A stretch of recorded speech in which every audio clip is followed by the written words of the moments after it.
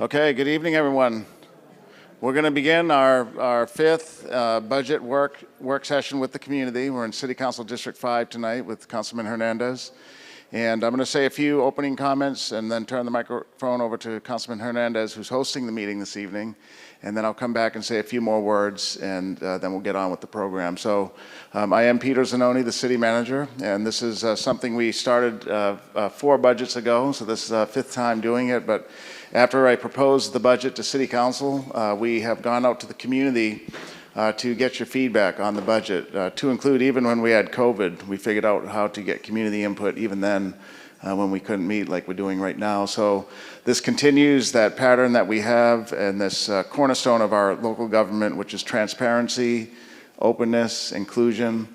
I'm here this evening, the councilman's here, many of our lead department heads are here as well to hear from you and to make sure we're part of what you're having to say this evening.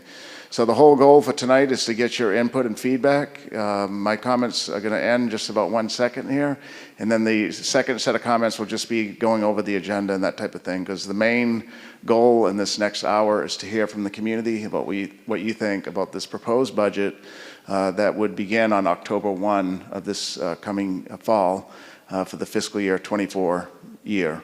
So with that, let me turn it over to Councilman Hernandez to say some opening comments. Okay. Yes, sir. All right, thank you everyone for coming to, this evening. This is an important thing because this involves the budget and our tax rate and our utility rates. It's an important thing to come out here. I also asked for some specific things to be brought out. Over here to my left and to your right, you see a map there, and it is our Public Works Department in the schedule of our infrastructure management plan for the reconstruction of pavement improvement on the streets, and you'll see various color codes for the time that when it's going to be scheduled. So over the next 5 years, we have that over there, and I ask that so if you want to see if your street's on there or plan for the next 5 years, go ahead and take some time to look at that before you leave. And Ernie, can you raise your hand? Ernie is our Director of Public Works. He's in charge of all the maintenance on the streets. If you have any specific questions or if you want to identify your street for him, you can make sure you talk to him directly. Also want to identify Robert Dodd. Robert Dodd, raise your hand. Robert Dodd is our Director of Parks. As you know, we have some construction going over at Bill Witt. We've also planned for some funding through the Type A board and repurposing of that sales tax. A lot of this is complicated, and if you have some specific question, I'll try my best to answer them for you. You can also get it offline. If you want to contact me directly sometime in the future, you can go to our city's webpage and go down to where my picture's at, click on it. My cell phone number is published there. So you can send me, and my email, you can send me an email or contact me directly. Okay, so I'm going to turn it back over to the city manager so he can kind of present the budget. I don't know if it's going to pass as presented. There's still some questions on some of that stuff. I don't agree with 100% of it, but you can kind of look at it through the presentation. Okay, Peter? Great, thank you, Councilman. Excuse me.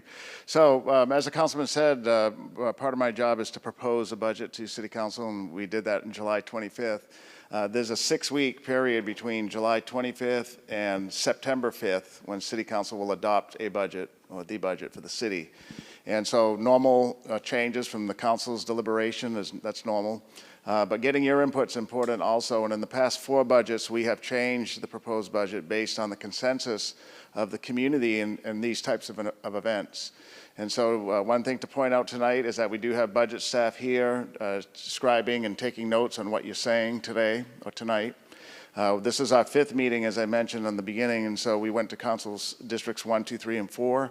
Tonight's 5. We're going to assemble all the comments made, and we look for consensus to see what are the people across the city generally saying about the budget, and how can we make recommendations still to council to change that proposed budget. So things we've done in the past 4 years because of the community's input have been things like more park maintenance, more park amenities. This last budget we put more funding in for public art. We've done more library hours based on what the community says. And so your voice tonight does matter, and we're taking it down. We're going to give City Council an entire report of all the meetings we've had after the conclusion of this one, sometime next week or the week after. So some concepts for tonight to consider is, one, we have an hour. We want to be mindful of families and people's schedules, so we're going to be here till 7. So I say that to say, when you do make public comment to us, try to keep that in mind. Generally 2 to 3 minutes should help us get all the comments in this evening. So just keep that in mind as you present. The format will be, we're going to show you a budget video that highlights the budget. It's a 7-minute video, and it highlights the budget. It's really a nice piece on the city. It shows how we're progressing forward. There's some beautiful shots in there of our beautiful city, but also a lot of facts on the budget. As Councilman Hernandez says, this video, our entire budgets, we have 2 budget documents, PowerPoint presentations, a lot of material on the budget is on our website, and so we encourage you to go there. Go to the budget office location and look at that information if you want more and more in-depth detail on the budget. So I believe that's it for the kind of the overview. At this point, then we're gonna show the video, and then we have staff that will walk around. Just kind of raise your hand if you want to speak, and we'll pass the microphones around. Myself, the councilman, some of our staff that's here will answer any questions if there's a necessity to do that. So with that, let's watch the video, and then we'll be back.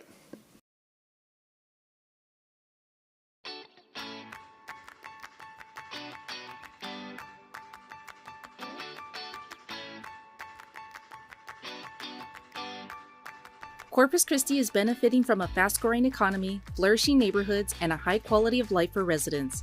As the 8th largest Texas city, we're making tremendous progress toward the future. This budget continues to reverse decades of neglect by investing in our streets, our water and wastewater infrastructure, in our parks, in our libraries, and in our animal care services. We have made tremendous improvement in moving Corpus Christi forward. Our city government is financially well managed, reflected by the city's strong financial profile, economic growth, and quality professional management. This is wonderful news for the citizens of Corpus Christi. This means that we will be paying lower interest rates over the life of the bonds, which will save the city and the citizens millions of dollars. A $1.5 billion budget is proposed for fiscal year 2024, keeping our momentum moving forward. The city is a large organization with 29 lines of business that is supported by over 4,000 employees that combine to provide a high-quality level of service. This year's budget will continue to prioritize core services for our residents. $122 million will be invested to continue road construction and maintenance, particularly in our neighborhoods. $22 million will be allocated for residential street reconstruction, $46 million to general street maintenance, and $54 million toward arterials and collectors. After a review of our ongoing objective of paving more streets, a new approach has been developed to make an immediate and long-term impact. We have a little over 1,200 centerline miles of streets to maintain at the city. To address fixing those streets a little bit more efficiently, we're going to use a pavement-only approach. We're going to fix roads 5 times faster, and what would have taken us 60 years to complete will only take us about 12.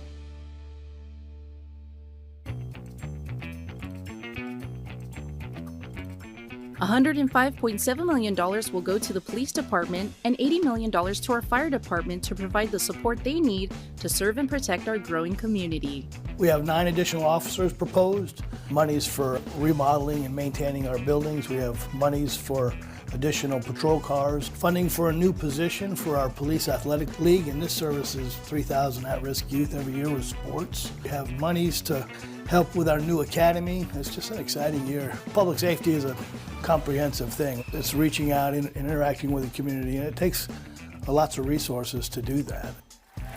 Currently, the Corpus Christi Fire Department is fully staffed with all of our personnel, which helps us provide the highest level of service to this community. We're looking to add 9 new positions.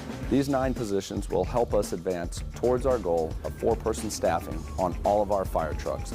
We're also looking to add to our fleet 3 brand new ambulances, also a brand new fire truck to improve the health of our fleet. All of this helps us advance the mission of the Corpus Christi Fire Department in providing the highest level of service of both fire and EMS to the community. Enhanced quality of life is vital to our community, and our parks provide an essential connection for people of all ages and abilities to experience the benefits of nature and the outdoors. $14.6 million will go toward park development, as well as $14 million for revitalizing the 4 Northside community parks. By adding amenities to these recreational areas, these parks will honor the area's legacy for generations to come. We are building a park master plan, activating more park space, and adding amenities such as splash pads, playground equipment, shade structures, and barbecue pits to provide a more enjoyable experience. Several capital improvement projects are in development to create unique opportunities for residents and visitors. $1.4 million will fund operations and maintenance for each of these quality of life facilities. By building an aquatic center at Bill Witt Park, revitalizing our iconic water garden, adding amenities to our celebrated Cole Park, and developing our North Beach area, our city offers an active and healthy lifestyle for all residents to live, learn, and play. We are creating better health outcomes, improving healthcare customer service, and engaging our community partners for a healthier Corpus Christi. $1.2 million will provide more wellness opportunities for developing a fitness program, replacing exercise equipment at senior centers, and offering life safety skills such as free swimming lessons. These priorities align with our Public Health District's mission to prevent, promote, and protect. This budget will not only provide exceptional service for residents, but for our pets as well. $771,000 will go to the Animal Care Services Department to provide additional leadership and staffing, and an operational review of the department to continue to lead with care and compassion. These efforts will continue to make Corpus Christi a place people want to live, work, and visit. Over $4 million will be invested in coastal sustainability initiatives. Protecting our unique way of life and our natural assets is essential to the prosperity of our community. This budget invests in more street sweeping and stormwater channel maintenance. It invests in more trees to improve our air quality and a composting program diverting tons of material from our landfill. With these investments, we are advancing our sustainability and coastal resiliency initiatives. By taking care of our environment, offering leisure activities, and developing more local businesses, Corpus Christi is planning for more economic growth. And nothing highlights those endeavors more than the expansion of our convention center. Our American Bank Center is an economic driver for our city and for the region. Plans are underway to renovate, expand, and add a convention center hotel built by the private sector. This budget also includes funding to fully fund our destination management organization, Visit Corpus Christi. This proposed budget includes property tax relief for residents. Thanks to the 88th Texas legislative session, the new school property tax rates would save average homeowners approximately $900 in taxes. It also increases homestead exemptions and provides local options for even greater property tax relief beginning in fiscal year 2025. For the first time, the budget recommends rate equity in our water and wastewater cost of service across all customer classifications and recommends a renewed street user fee with no rate adjustment. This will keep our water flowing and our infrastructure growing. To better protect and plan our future utility needs, there will be minor rate adjustments for residential customers for water, wastewater, stormwater, and solid waste. This will maintain sustainable growth and decrease flooding. The $1.5 billion fiscal year 2024 proposed budget is scheduled to be adopted by the Mayor and City Council on September 5th and would take effect on October 1st, 2023. The City of Corpus Christi remains committed to being a safe community and improving the quality of life for all residents. We are implementing a plan for success and progressing toward a better tomorrow for all of us. For a complete list of all fiscal year 2024 proposed budget items, visit cctexas.com/budget2024.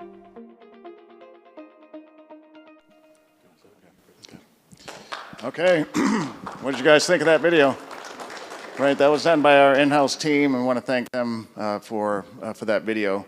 Again, that's online. I think the website they'll place up here in a moment, but it includes all of our budget material, our budget documents, PowerPoint presentations, and so on. So before we turn it over to you all, I did want to thank Del Mar College. Their representative was here somewhere. They are allowing us to use their space tonight on this brand new community college campus. They also let us use their space at the Economic Development Center near Ray High School. So thank you to a great partner of ours in the city, Del Mar College. So with that, we have our staff member. Is Robert the one? Okay, Robert's going to just pass our microphone around, so just raise your hand if you'd like to speak. And again, just be mindful, we do have, this is, I think, the largest number of attendees, and I do want to congratulate and thank you for coming out. Yeah, right. Yeah, Councilman Hernandez does a great job engaging his community, and it's proven again tonight with your all's attendance. But we do need to acknowledge you and thank you for being part of this process and coming out. I know it takes time and energy, and we're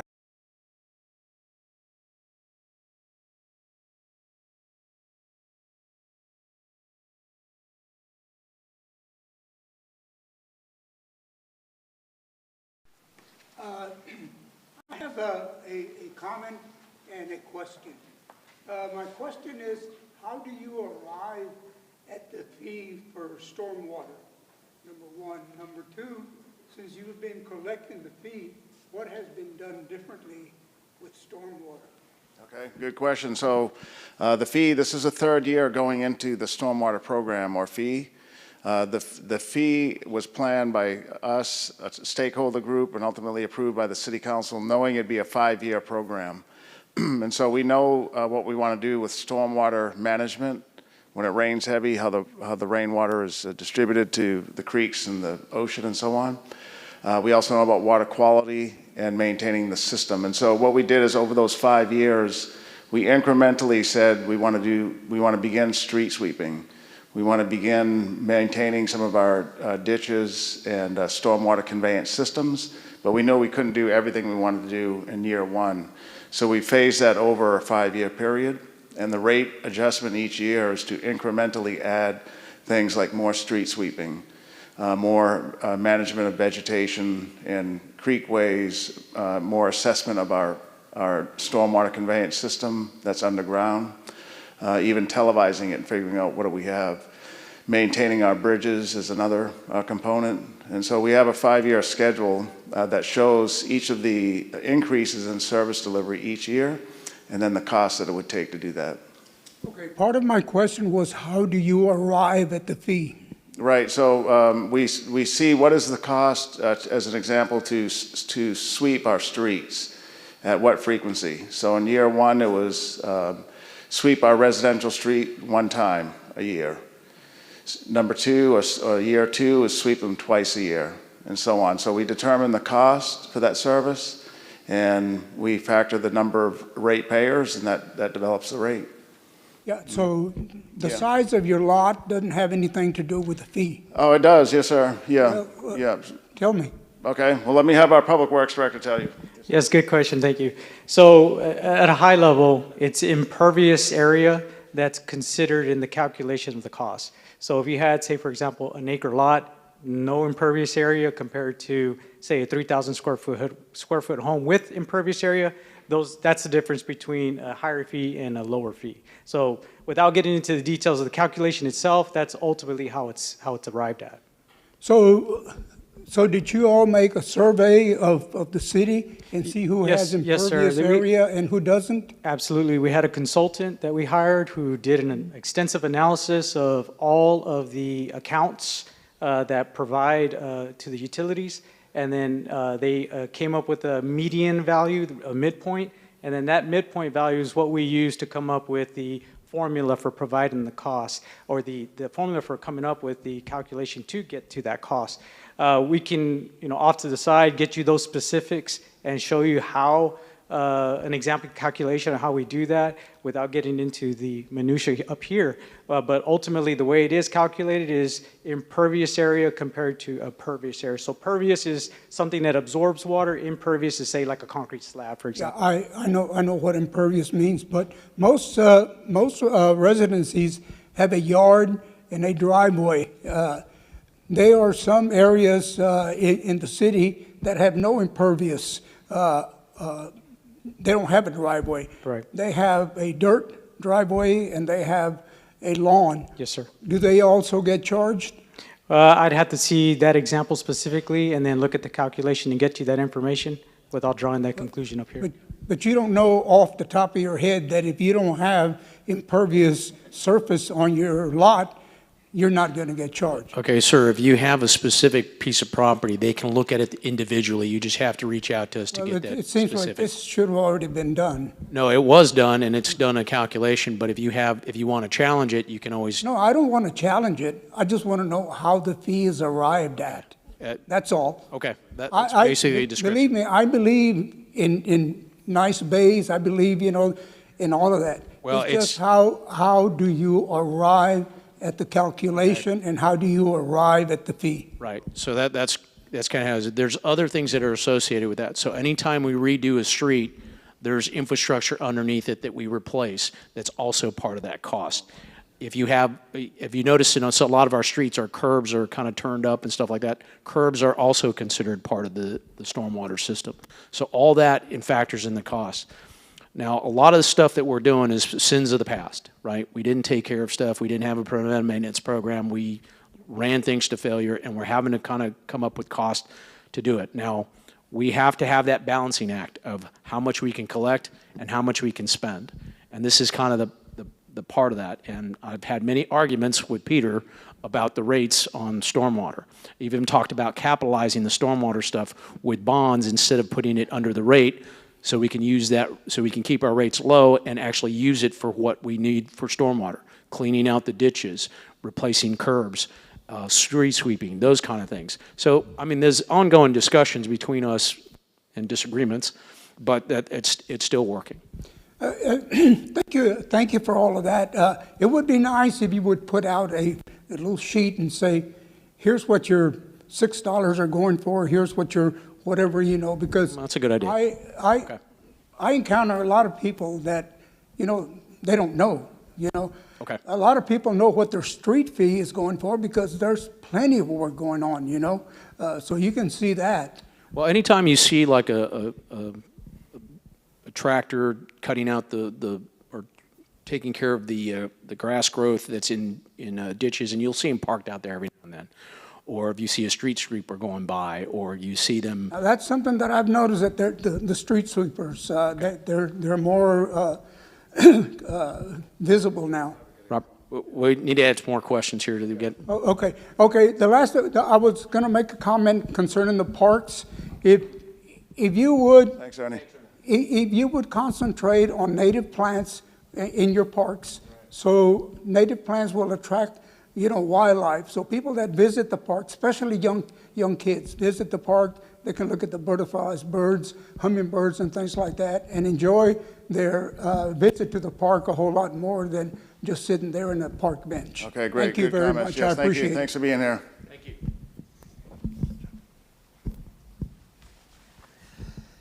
Since Corpus Christi is leaning toward getting other businesses in here, improvements with our growing population, I would sure like to see effort put into getting Costco in here.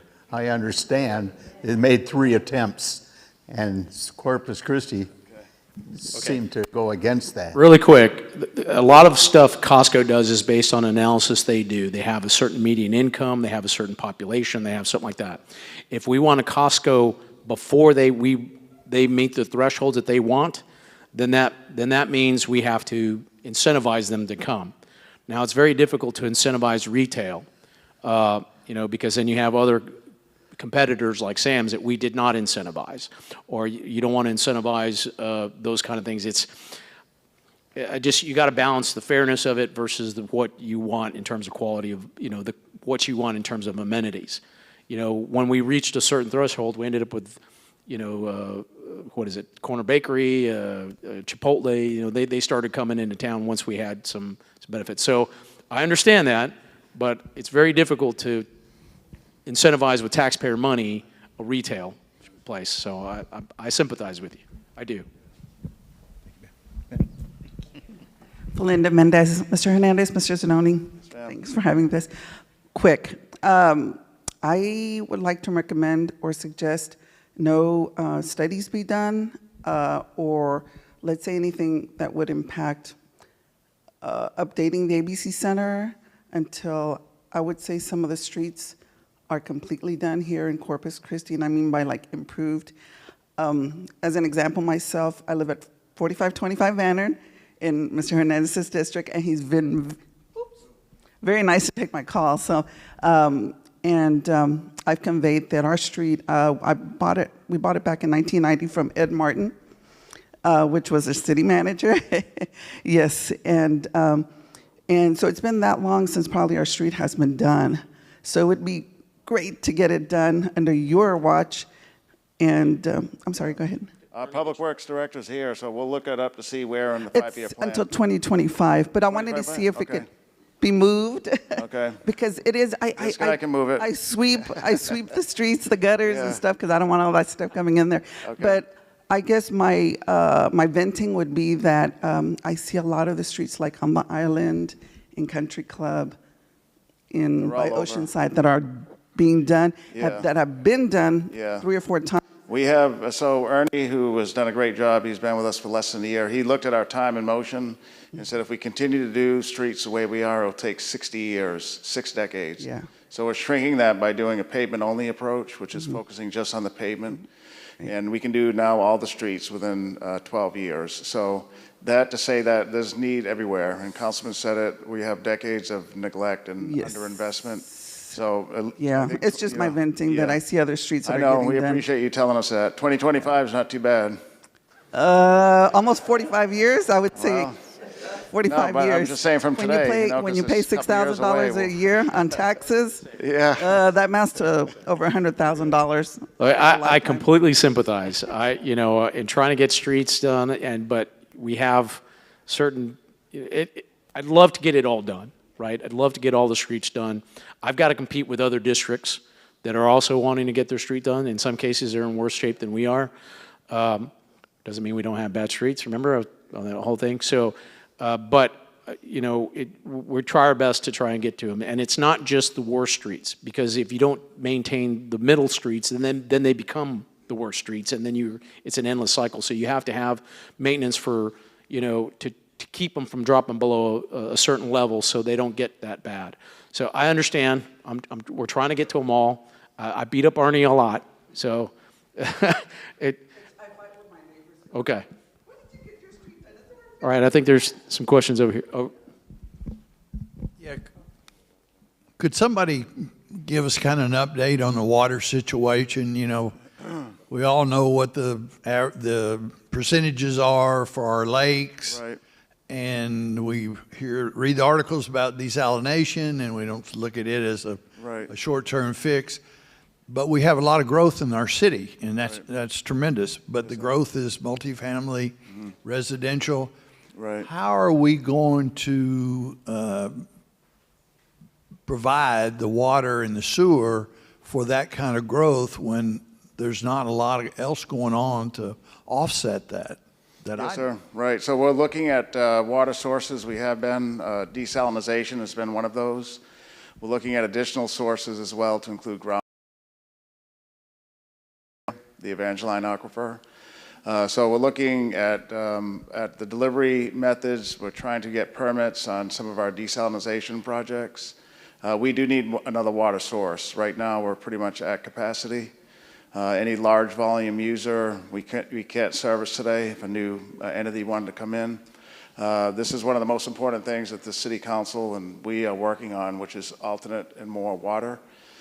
Today, you mentioned it, you can see our levels, our combined lake levels are in the 30s, 37%, and that we shouldn't be in that position. So this policy issue is something Council will ultimately have to vote on. We think that by this fall, late this fall, we're going to hear some word from TCEQ site. We're going to be presenting Council soon with cost modeling and delivery methods for the Evangeline Aquifer. All of them will cost ratepayers. It's not free water. But I think the point is that we're making tremendous progress, and we're nearing to a decision point that will happen, I would say, later this fall, early winter, or early next year on what that alternate source could be. At the port, right?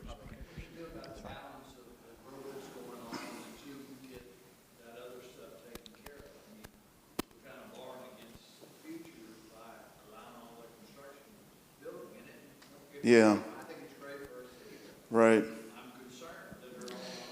Yeah, we are too. So when we completed the Mary Roads pipeline in the 80s, we really should have said, okay, what's our next source? That should have been brought online as soon as that pipeline was turned on. We are, I should mention, a very strong economic generator for the region is the Port of Corpus Christi. And this City Council has approved an agreement where we work with the port, so the port helps us.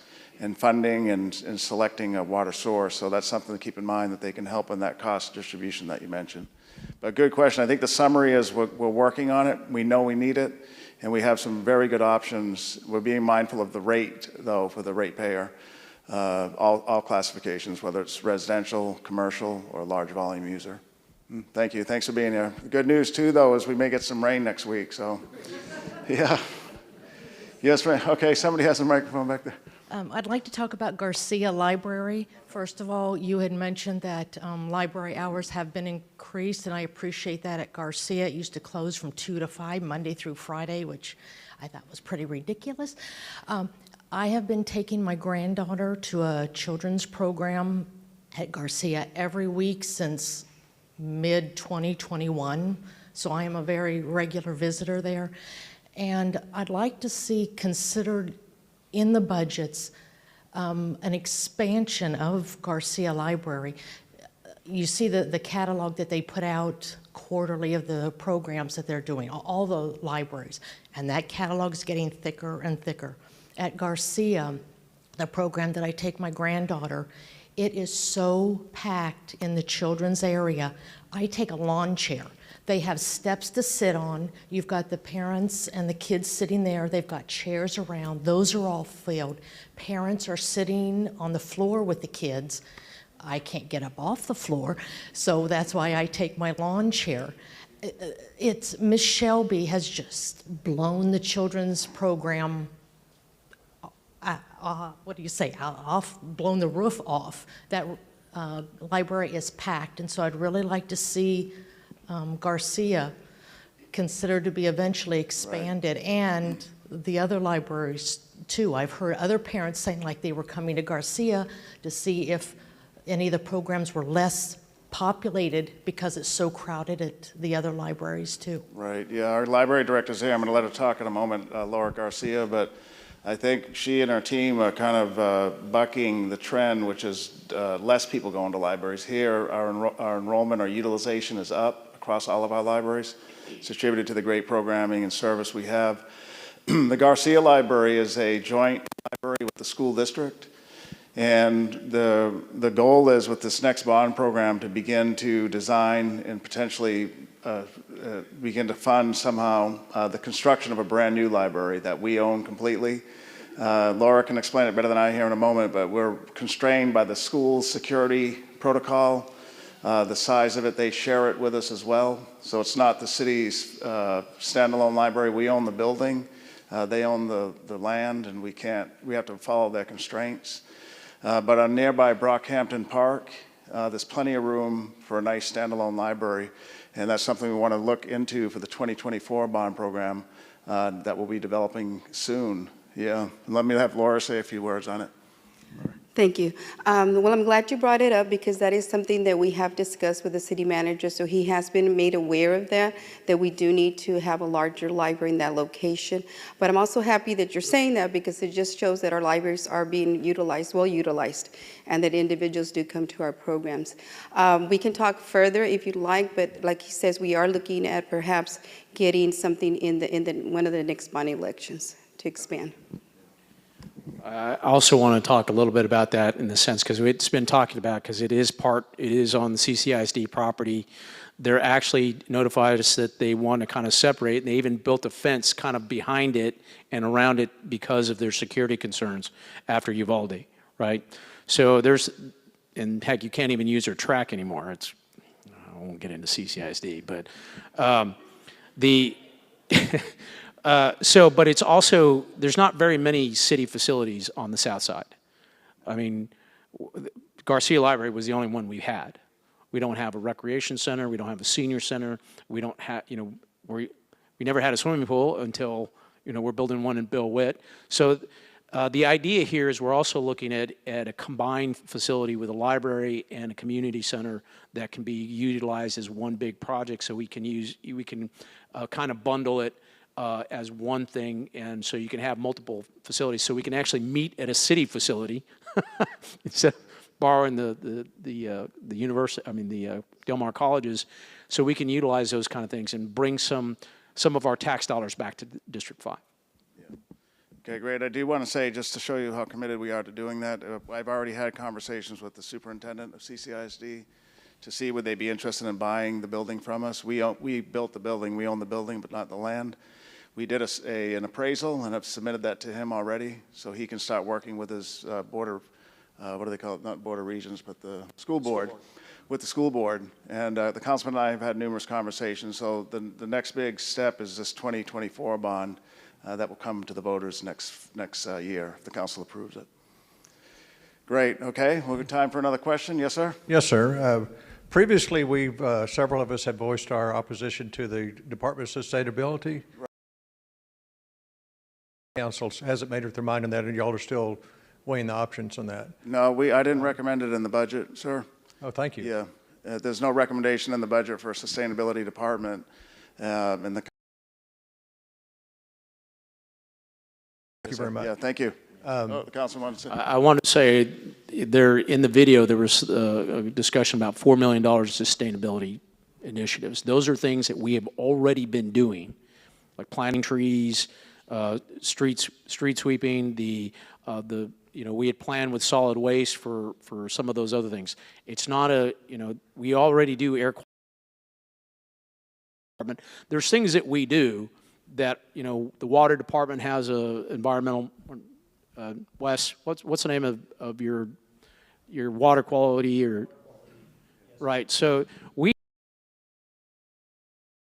roles that kind of fall under the sustainability thing, and I think that's the appropriate place for them. We should not have a separate group that has a cost when the departments are.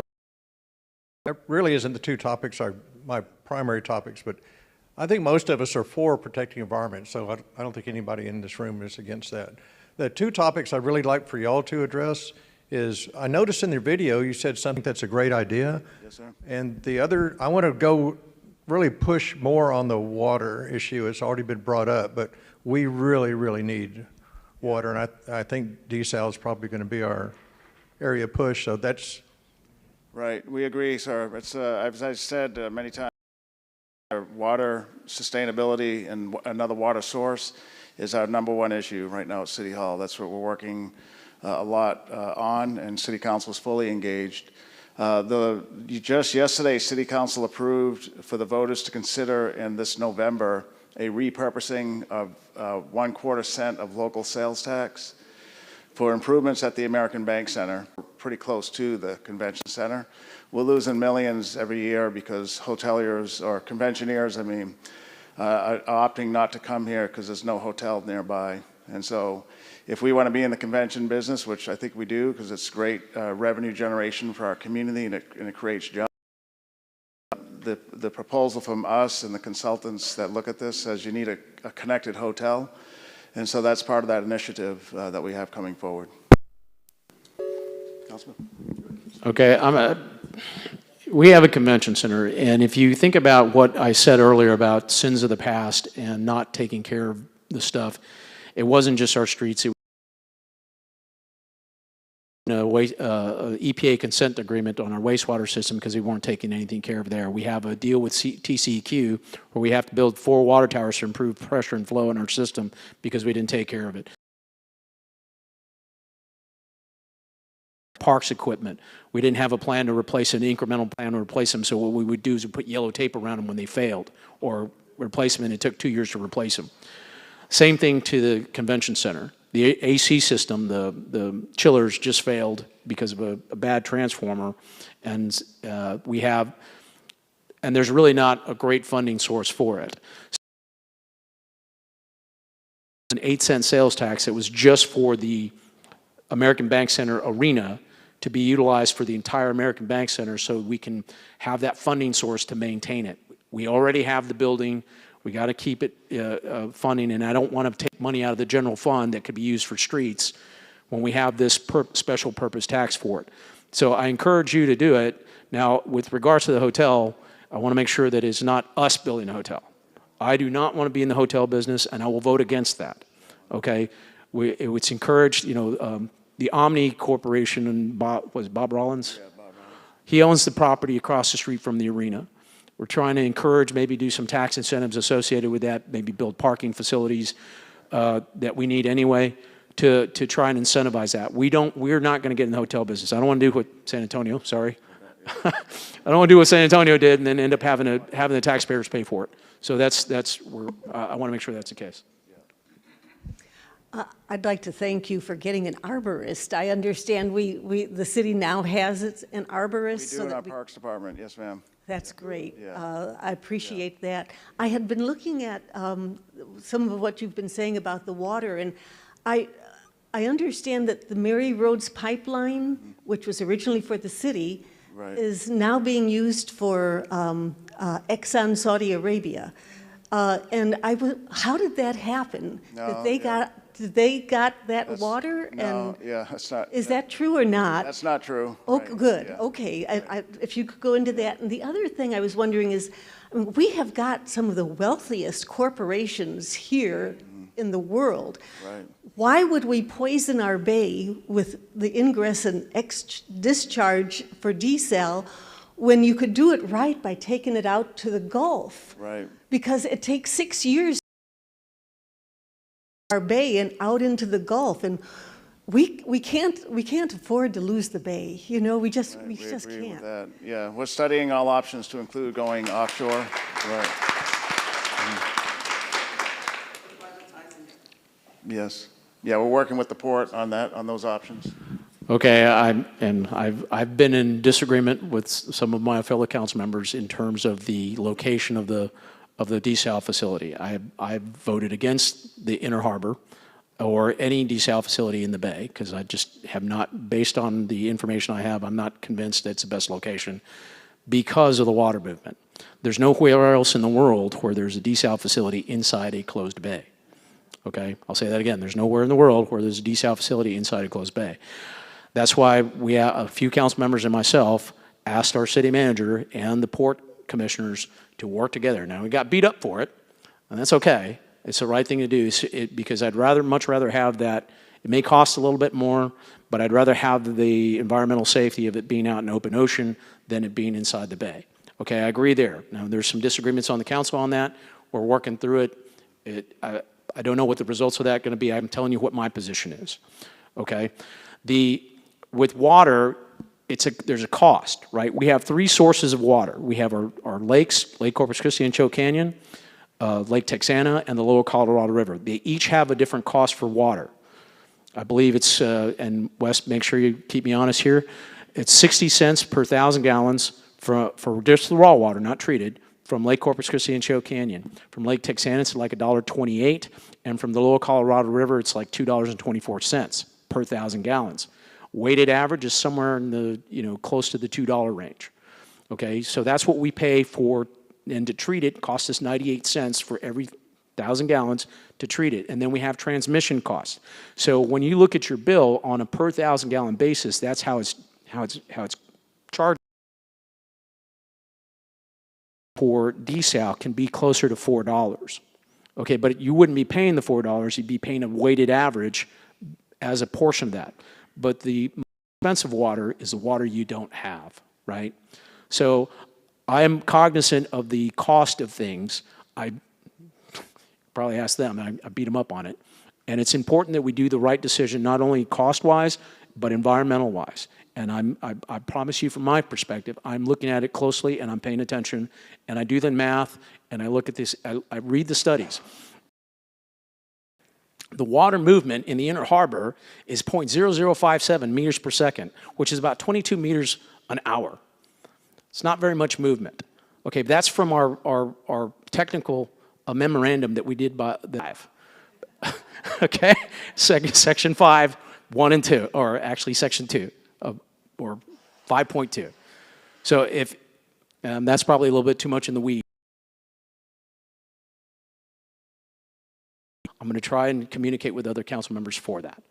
Okay, Robert? Okay. Mood lighting shift. Hi, I appreciate a better attempt at community engagement than the HUD community input sessions. I think the turnout is a reflection of that. So grateful for your time and your ear. I do want to echo the concerns about desal. I think the decision to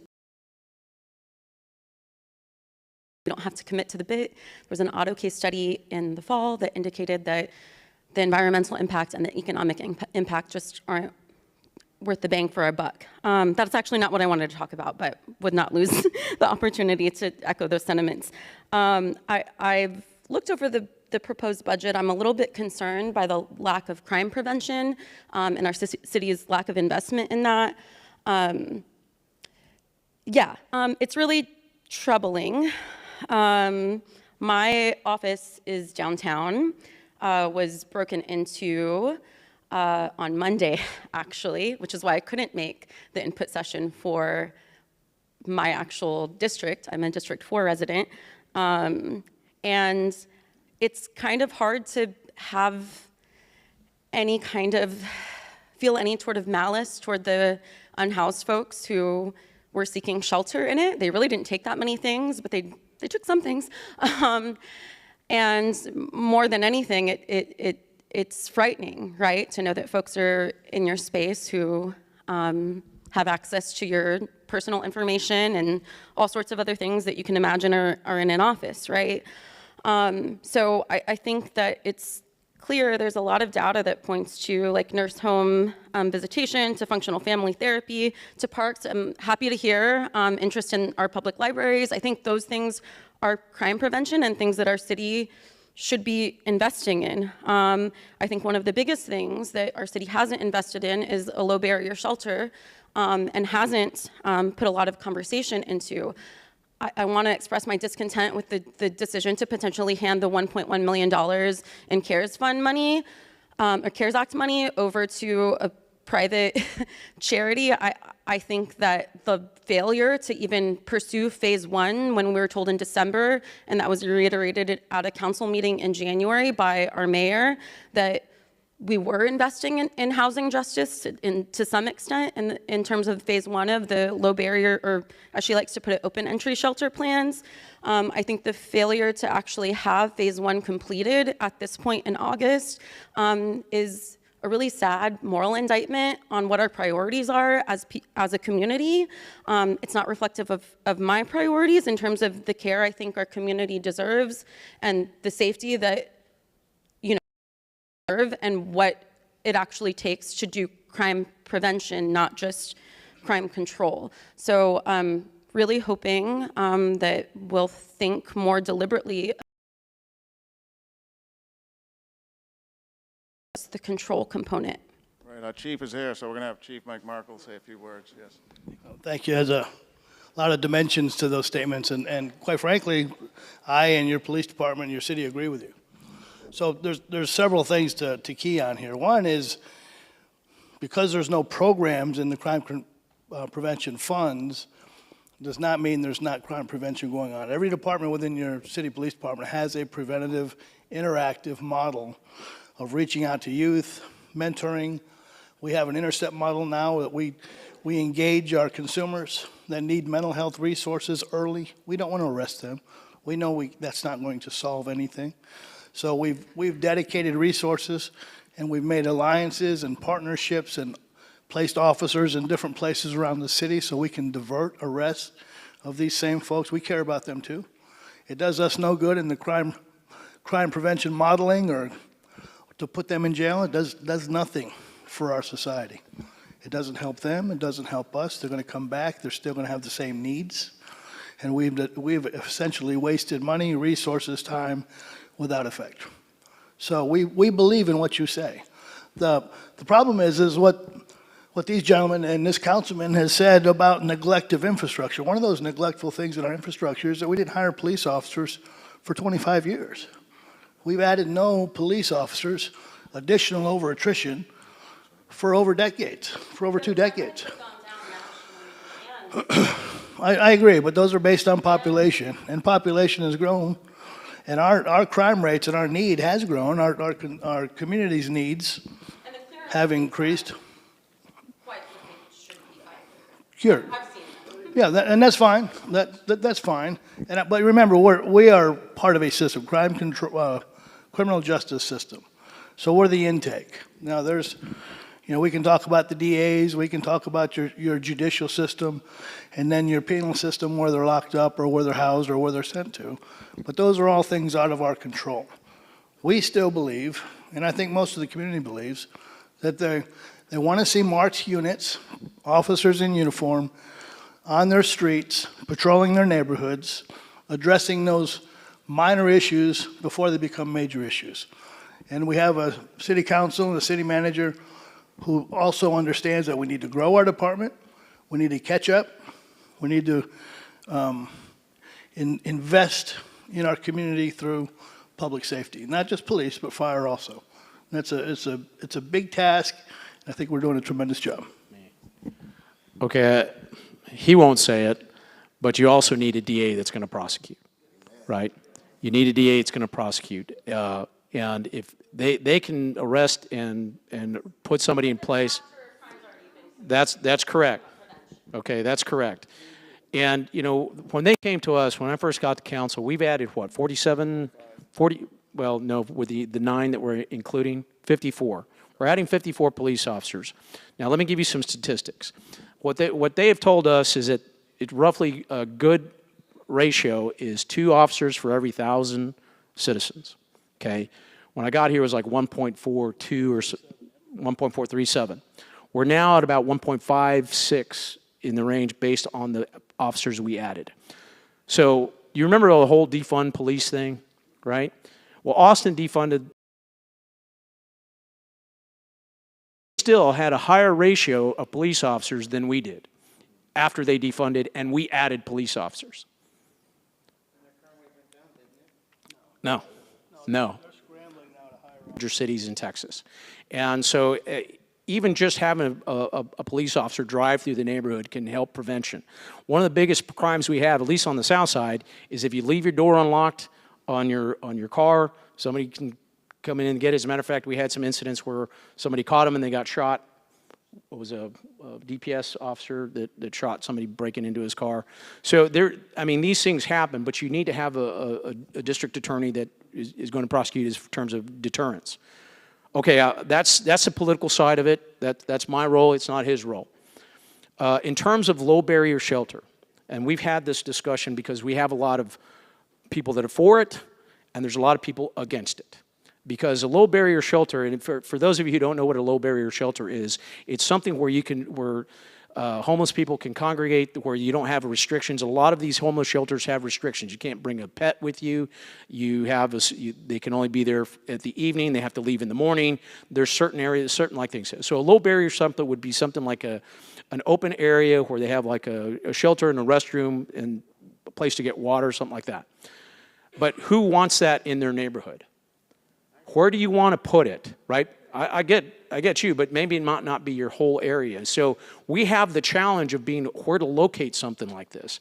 And then there's a balance of making sure that we're not attracting more homeless people because... How are they going to get you? Well, hold on, let me finish. Now, I have more understanding of this than anybody. When I was a young kid, my family was homeless. I was homeless for almost a year.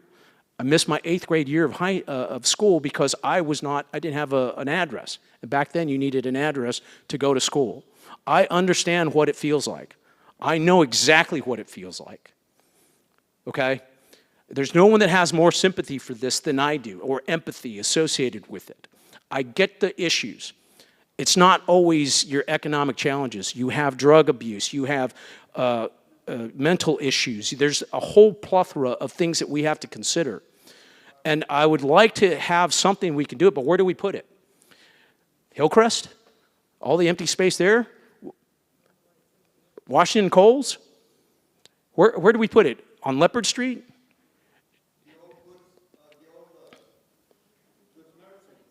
Right? So there's challenges on all sides of this. Don't think it's not because we don't have the empathy for it. We want to find a solution. But we also have to think of, and we've addressed all the issues we have, streets. We have a lot of things that we have to fix. We have, we haven't even talked about water rates and stuff like that. So there's a lot of things that we need to do that cost money, and this is just one of them.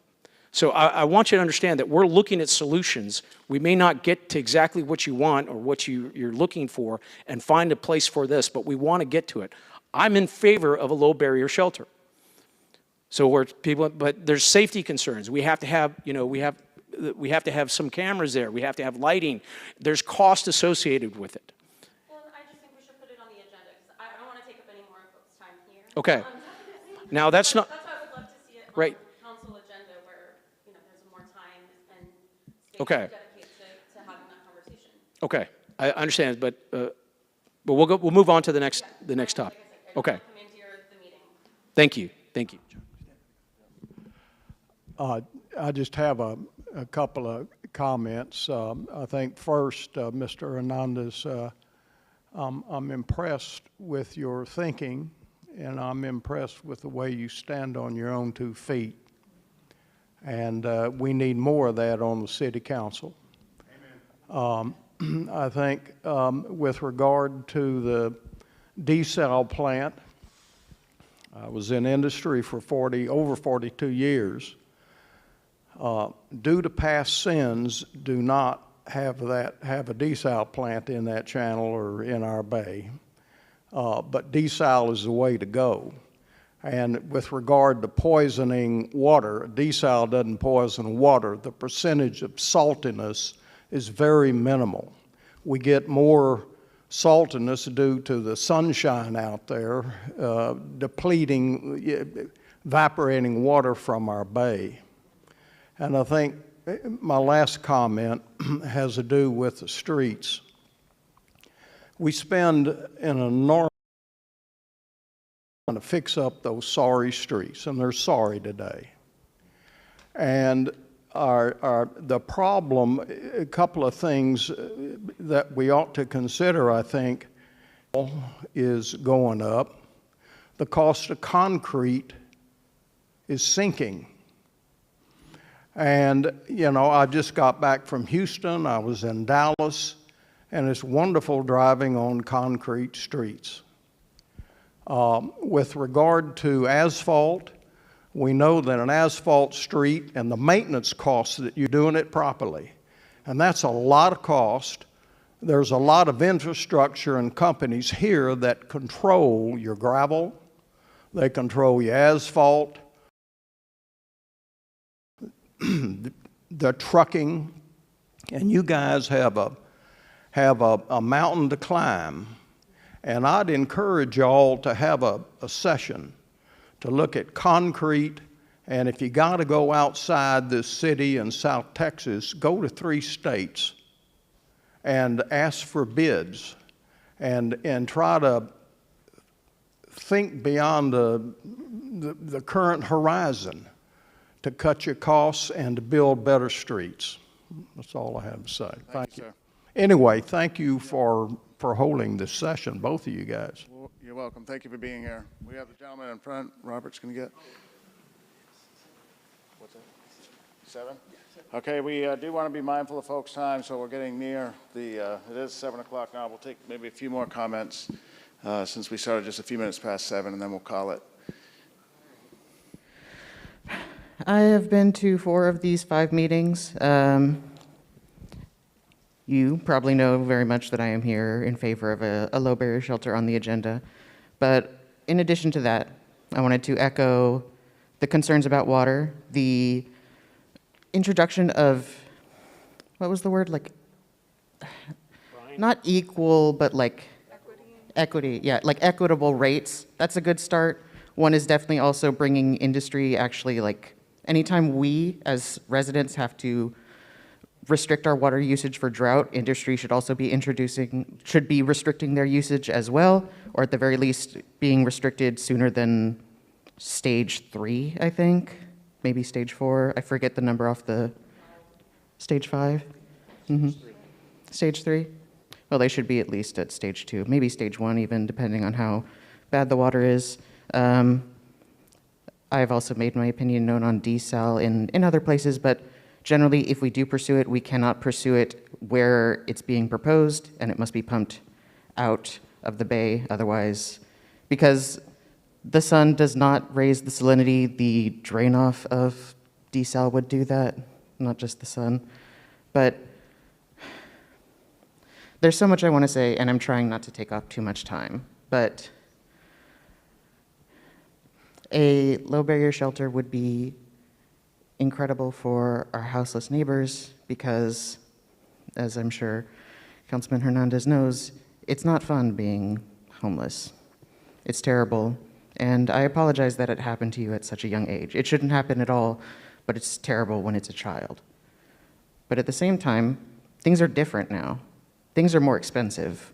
Wages have not gone up, at least not in equal measure with inflation.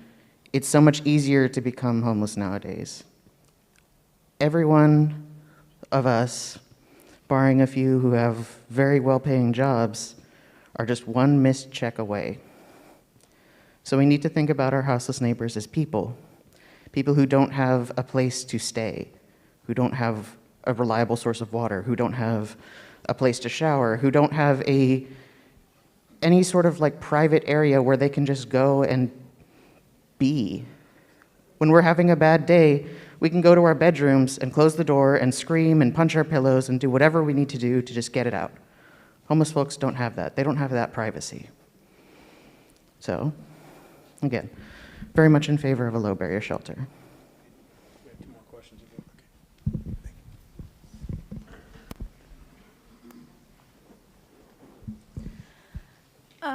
I'm very happy to see in the budget that City Fire and City Police is getting more officers. I think it's very much overdue, as Chief Markle said.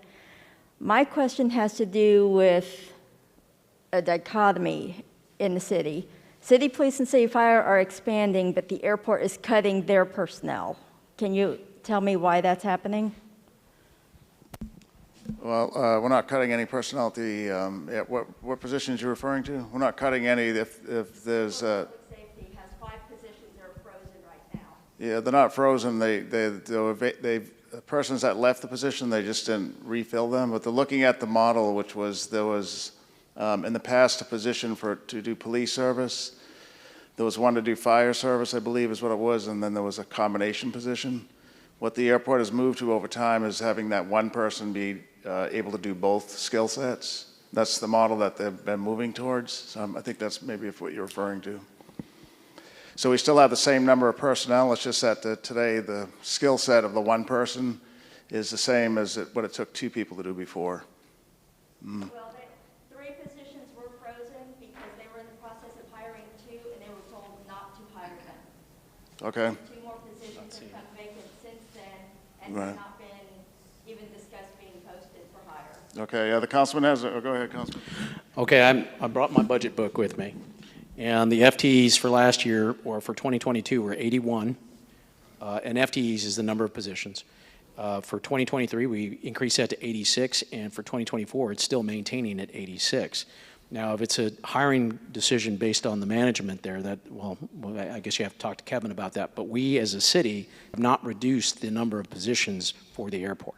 And the airport's not funded from taxpayer dollars. It's kind of self-funded, and they have their revenues from their services and fees from the airlines and from rental car places. So I guess you'll have to discuss it with the director of the airport to find out what that is.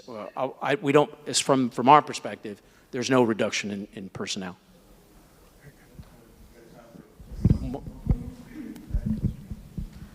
Hi. Hello, my name is Anna, and I did want to talk about the water rates. I noticed that residential water rates are increasing. I'm not supportive of it. I believe it should stay the same. Industry uses most of our water, over half of it, and they don't have to pay nowhere near as much as we do. It's not fair. They make billions of dollars every year. We don't. Or at least I don't, I can tell you that. And I think they just need to pay their fair share. Even in the drought contingency plan, it's not fair. People have already talked about it. Industry uses most of our water, but they don't have to restrict their water usage even though we're in drought. And that's not fair, and it also doesn't make any sense either. Why would the largest water users not have to restrict usage? And why should people, when we just need it to live, we're not profiting off of our, shower usage, our etc., watering our lawn, things like that. I don't think it's fair. It doesn't make any sense. I also support the call for low barrier shelter. I also relate, I guess, with Mr. Gil Hernandez in that while my family and I didn't have a place to stay when we first moved here to Corpus, we were staying in our vehicle. I was very fortunate that I had my family with me. A lot of other houseless people don't, so they don't have anybody to talk to or a safe place just to exist. And we need to make it a priority, and it should be on the agenda. Thank you. Okay, Robert, one more. We got just one more question. The gentleman in the green or the teal. You're right. The man in teal up there. Thank you. So I've been kind of patiently listening to everybody's concerns, and there's a common thread, be it Costco or a low barrier shelter. These are all things that we need in this community, but we don't have necessarily the money for, right? So one of the things that I've noticed is that basically the city has 3 economic generators that everybody else in this city, we all survive on. One of it's heavy industry. It's a necessary evil, unfortunately. The other one is the Navy base, and the other one is government. You guys, school districts, everybody else. Everything else in this city exists in support of those 3 major industries, right? So we all need water, and we all need better water development, but I agree with everybody, or most of the people in this room, that that shouldn't be on the backs of the ratepayer. Because the thing of it is, I asked Councilman Hernandez, I said, if the city doesn't include itself in the port's desalination project, will the port build it anyway? And his answer was yes. And then I asked Commissioner Gully, I asked him the same question, and his answer was probably not. And the reason for that is because the desal water is much more expensive to produce and distribute than our surface water and our other water sources. So everybody has to rely on the blending of that water to make it happen. But I think the city would do itself a big favor to jump up to 40,000 feet and look down and see everybody's needs and wants and what we all collectively want. Even industry wants cheap water. The consumer wants, or the ratepayer wants cheap water, and address these things in a much more global fashion, as opposed to looking at individual projects like the American Bank Center that are designed to be economic generators. But I saw some figures where the city's going to, and correct me if I'm wrong, invest about $480 million to collect $290 million over a period of 30 years. So it just doesn't make economic sense. And I know those. You said to correct. That's not absolutely correct. Yeah, well, that's just a state revenue. So you're not considering any local revenues that would be generated. But there's hot tax and things like that, and the CVB is really good about pumping out numbers on hot tax and hotel room nights and stuff. But the bottom line is, 70% of those room nights are industrial workers that are here that aren't going to the American Bank Center or aren't going to the aquarium or things like that. They're just here to go to work. So I think focusing on infrastructure is key, and any kind of economic development funds that are available, putting those towards infrastructure projects, because whenever businesses come here and look at City of Corpus Christi like something different than industry, like let's say Google or Uber or something like that, they want air traffic connectivity. They want to see, okay, what's the ad valorem tax rate? How much does it cost for water? Oh, we got windstorm insurance down there. That's expensive. So they're looking at all these costs and looking elsewhere. And so we've got to do a better job from 40,000 feet to improve the area as a whole to make it more attractive to these different types of businesses. That's all I have to say. Great. Okay, folks, a few of us are going to be here. Okay. Okay. Mr. Hernandez, your comment about prosecution does not lower crime rate. I guarantee you that everybody that has been prosecuted, it hasn't been the first time. They've been prosecuted before and they commit crimes again. That's right. And the other thing, are you talking to the district attorney and questioning him? I don't think you're an attorney. Okay. So you need to question the district attorney and say, hey, listen, how come you let this guy go? And he may be able to tell you, well, legally, blah, blah, blah, But prosecution does not cut crime down. Right, okay. Well, we're pretty much done. I want to just say we also have the issue with our own municipal court, with, we have, code enforcement goes out and writes a citation, and then the judge dismisses it. Well, whose fault is that, right? Is it the code enforcement officer? No, it's not, right? So there's a lot of moving parts to it. But you got to have something, right? You got to have some deterrent to say there's consequences for doing something wrong, right? So I understand your position. You don't necessarily want to incarcerate people, but there's got to be some sort of deterrent for doing something wrong. I'm not in that. I'm not in that. Right. So I leave that to the professionals. So I will stay here for a little bit longer for anybody that wants to talk to me directly. I've asked City Manager to talk to it, but I don't want to keep everybody here. We're already at our time to be complete. If you have any questions, a little bit, I encourage you to go look at the map for Sevier Streets on there, and then we update it every year. So we're going to add another tranche of streets to that for year 5, and we kind of update it every year. So please. Take the time to do that or ask questions. Like I said, our Public Works Director, our Parks Director, we have Wes from the Water Department, and a few other folks here. We have our Library Director over here. We have a few other, one of our Fire Deputy Chief over there, Chief Markle. So take the time to ask some questions. We even have some RTA folks here from the boards. Yeah, we got Jeremy Coleman and Eloy Salazar. Thank you very much. I appreciate you. Thank you.